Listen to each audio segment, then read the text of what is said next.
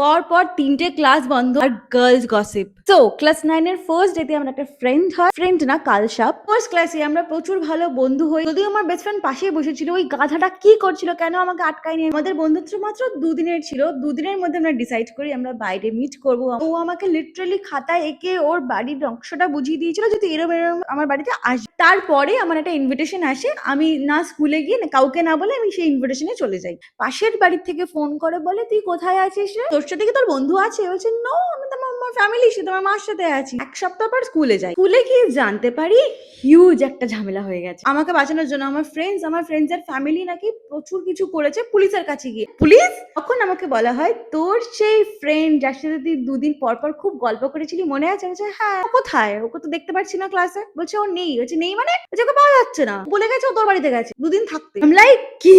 ওকে তো আমি বলিনি আমার বাড়ি কোথায়। ও আমাকে ওর বাড়ির নকশা এঁকে দিয়েছে, আমি ওর বাড়িতে গেছিলাম, আমি ওকে খুঁজে পাইনি, বাড়ি চলে গেছি, রিলেটিভদের বাড়িতে ঘুরতে চলে গেছি, বাড়িতেই ছিলাম না। এক্স্যাক্টলি, তুই বাড়িতে ছিলিস না বলেই হ্যাঁ তোদের পাশের বাড়িতে কি খোঁজ নেওয়া হয়েছে, তুই কেমন কি নে? আমাকে কেন বলছে? বলছে হ্যাঁ জন্যই বুঝে শুনে বন্ধুত্ব বানাতে হয়। আই ওয়াজ লাইক, তোরাও তো আমার বন্ধু, ও তো আমার বন্ধু, ক্লাসের মেয়ে, আমি কি করে জানবো ও স্কুলে আমার সাথে 2 দিন বন্ধুত্ব পাতি আমার নাম করে চলে যাবে। অ্যান্ড ঠিক সেই দিন থেকে আমি রিয়েলাইজ করলাম আমি বড় হয়ে গেছি, বন্ধুত্ব বুঝে শুনে করতে হয়। সো আইল C in the next story time.